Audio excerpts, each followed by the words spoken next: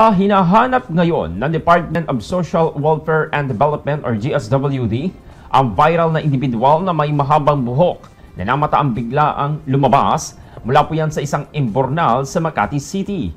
Ayon po sa DSWD, nais nilang tulungan ito sa ilalim ng pag-abot program na layuning hikayatin ang mga taong naninirahan sa lansangan na tumanggap ng tulong at pansamantalang tirahan.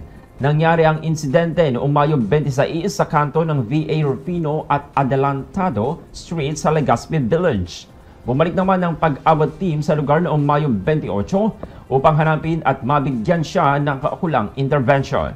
Ayon sa ilang security guard sa lugar, ginagawang motel at pinagtataguan umano ng mga tambay at gumagamit ng iligal na droga ang naturang imbornal. Lumalabas din po sa investigasyon na hindi lang isa kundi 3 katao ang naninirahan doon. Nakita rin sa loob ng drainage ang ilang gamit tulad na lamang ng screwdriver, plais at iba pang matitigas na bagay. Sinementado na po ng mga otoridad ang nasabing imbornal para maiwasan ang muling paggamit nito bilang tirahan. Good morning,